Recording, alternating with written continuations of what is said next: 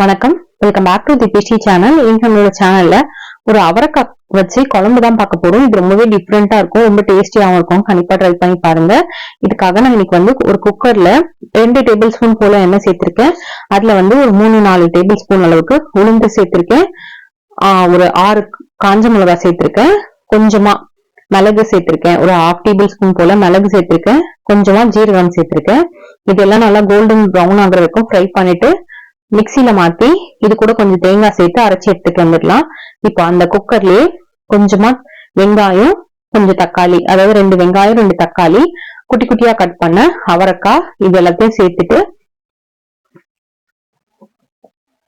நீங்க இது கூட கொஞ்சமா பாசி பருப்பு சேர்த்துக்கோங்க. இது ரொம்பவே நல்லா இருக்கும். அதுக்கப்புறமா இந்த காயெல்லாம் முழுகிற அளவுக்கு தண்ணி சேர்த்துட்டு இது கூட கொஞ்சம் சின்னதா ஒரு குட்டி சைஸ் கட்டி பெருங்காயம் சேர்த்திருக்கேன். இல்லைன்னா நீங்க தூள் பெருங்காயம் கூட சேர்த்துக்கலாம். கொஞ்சமா மஞ்சள் தூள் சேர்த்துக்கலாம். இது எல்லாத்தையும் ஒன்னா மிக்ஸ் பண்ணி விட்டு குக்கரை க்ளோஸ் பண்ணி 2 விசில் வச்சு எடுத்துக்கலாம். இப்ப அந்த பேஸ்ட் அரைச்சிட்டு வந்துடலாம். நம்ம வறுத்தோம் இல்லைங்களா, அந்த உளுந்து அது கூட தேங்காய் சேர்த்து பேஸ்டா அரைச்சி எடுத்துட்டு வந்தாச்சு. இப்போ 2 விசில் வந்து குக்கரும் ஓபன் பண்ணியாச்சு. இப்போ இந்த ஸ்டேஜ்ல இந்த பேஸ்ட கொஞ்சமா தண்ணி சேர்த்து குக்கர்ல சேர்த்தியாச்சு. இதுல 1 டேபிள் ஸ்பூன் போல சாம்பார் பொடி சேர்த்திருக்கேன். உங்ககிட்ட சாம்பார் பொடி இல்லைன்னா நார்மலா நம்ம குழம்புக்கு யூஸ் பண்ணுவோம் இல்லைங்களா, அந்த மிளகாத்தூள் கூட நீங்க சேர்த்துக்கலாம்.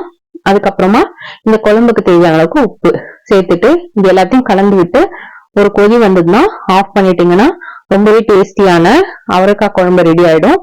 கடைசியா தாளிச்சு இதுல சேர்த்துக்கோங்க.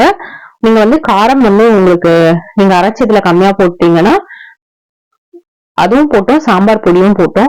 அப்படியே உங்களுக்கு எக்ஸ்ட்ரா காரம் தேவைப்படும்னா இந்த தாளிப்புல நீங்க ஒரு காஞ்ச மிளகாய் கிள்ளி சேர்த்துக்கலாம்.